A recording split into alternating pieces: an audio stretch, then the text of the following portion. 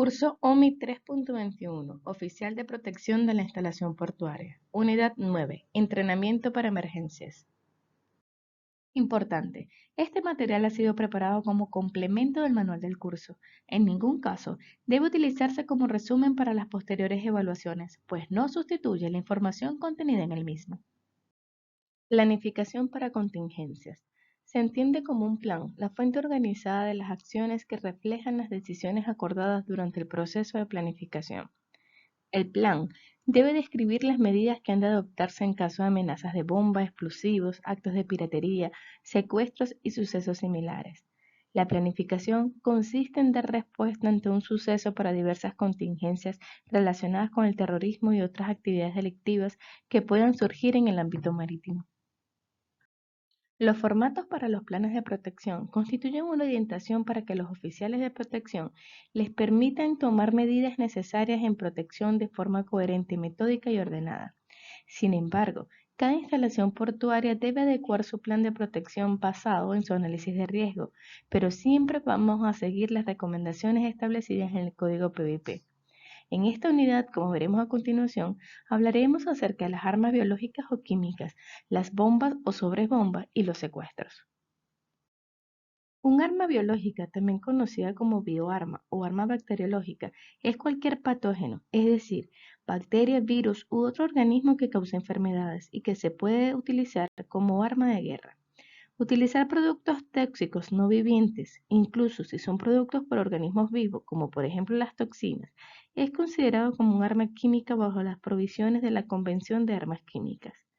Un arma biológica puede estar destinada a matar, incapacitar o impedir seriamente a un individuo como un ciudadano o lugares enteros.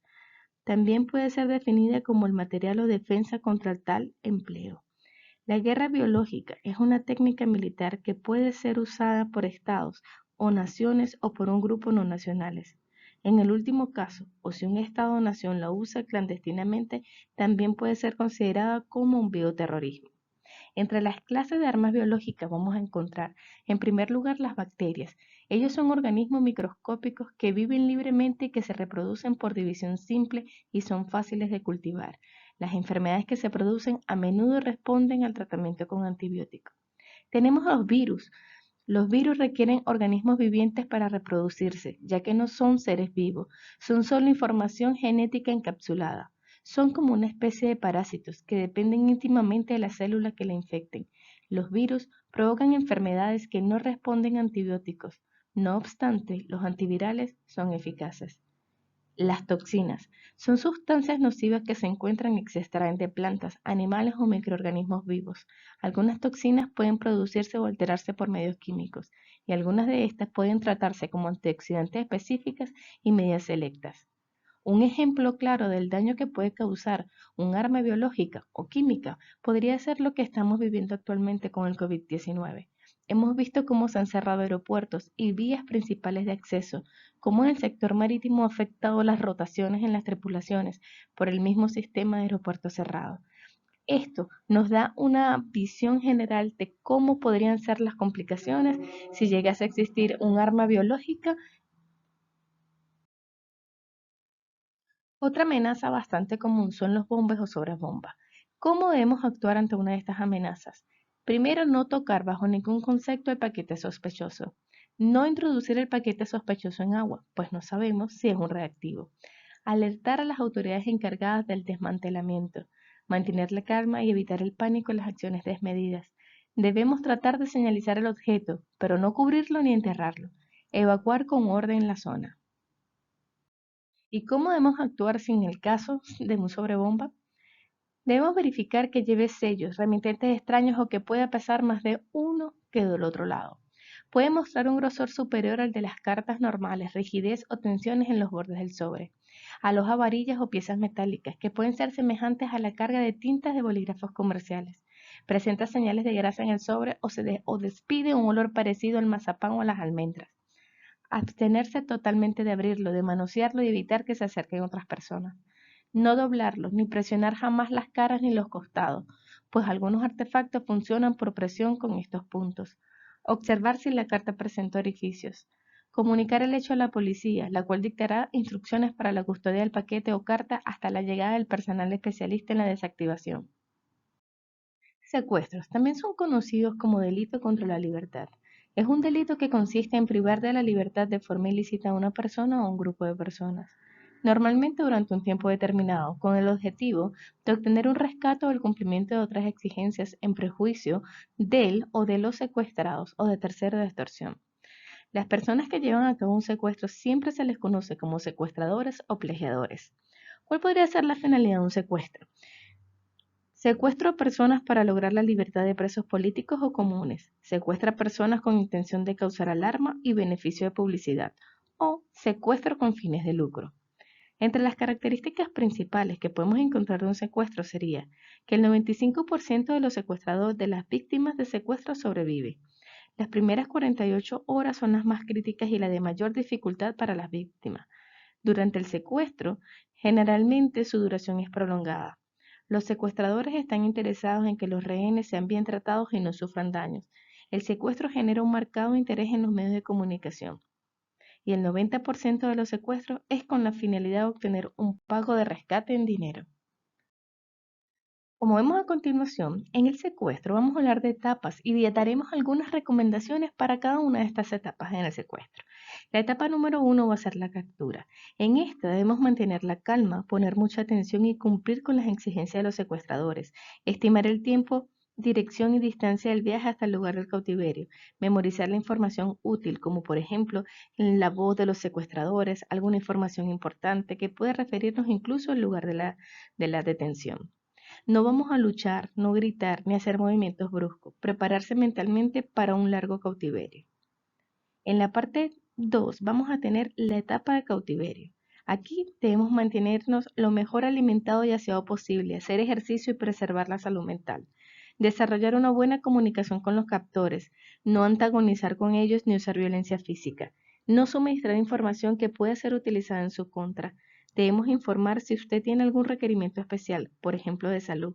Tratar de mantener registros, lugares, horas, fechas, eventos importantes, cualquier información que sea importante. En la parte C vamos a tener la negociación. Aquí debemos poner a la persona más audaz a negociar. Informar a los secuestradores la imposibilidad de conseguir lo exigido. Exigir demostraciones de salud o pruebas de vida, como fotos, llamadas, grabaciones de video. Condicionar la entrega de lo exigido a la liberación de la víctima. La última etapa sería la liberación. Aquí debemos tener mucha atención a las instrucciones, mantenernos alerta a cualquier acontecimiento, hacer planes de emergencia por si algo sale de manera equivocada. Piense en algo que pueda salir mal y retrasar la liberación, de manera que no ilustre el retraso. No se relaje hasta llegar a un lugar sano y salvo. Ejercicios y prácticas de la protección marítima. El oficial de protección de la instalación portuaria debe recordar y transmitir que la finalidad de los ejercicios y prácticas es asegurarse que el personal de la instalación portuaria domina todas las áreas que se le han sido asignadas en todos los niveles de protección y sabe identificar cualquier deficiencia de protección que sea preciso subsanar. A fin de garantizar la implementación eficaz de lo dispuesto en el plan de protección de la instalación portuaria, deben realizarse ejercicios como mínimo una vez cada 3 meses, a menos que las circunstancias exijan otra cosa. En dichos ejercicios deben someterse a prueba distintos elementos del plan, como por ejemplo, daños o destrucción de una instalación portuaria o del buque, por ejemplo, mediante artefactos explosivos, incendios provocados, sabotaje o vandalismo. Secuestro o captura de un buque o de las personas a bordo. Manipulación indebida de la carga, del equipo o de los sistemas esenciales del buque o de las provisiones del buque. Acceso o usos no autorizados, lo que incluye la presencia de polizones. Contrabando de armas o de equipo, incluidas las armas de destrucción masiva. Utilización del buque para el transporte de quienes tengan la intención de provocar un suceso que afecte a la protección marítima o a su equipo. Utilización del propio buque como arma o medio para causar daños o destrucción. Podría ser bloqueos de entradas al puerto, esclusas, accesos, etc. Ataque químico, biológico o nuclear. Evaluación de los ejercicios y práctica de protección marítima.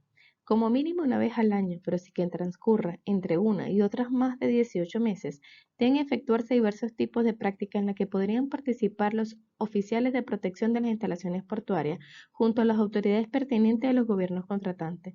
los oficiales de la compañía para la protección marítima o los oficiales de protección de los buques si están disponibles. La solicitud de prácticas conjuntas en la que participen los oficiales de la compañía para la protección marítima o los oficiales de protección de los buques deben efectuarse teniendo en cuenta las repercusiones para el trabajo en el buque y la protección del propio buque. En dichas prácticas deben someterse a pruebas a las comunicaciones, la coordinación, la disponibilidad de recursos y la forma de hacer frente a un suceso. Una vez que cada ejercicio o práctica haya llegado a su fin, el oficial de protección de la instalación portuaria examinará dicho ejercicio o práctica y garantizará la corrección de cualquier error cometido o carencia identificada.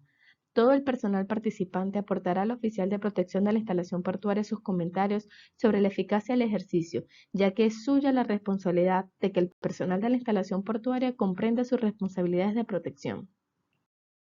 Tenga presente siempre. Complete la información entregada en esta unidad de manera más profunda con la lectura de su manual de estudio correspondiente al módulo.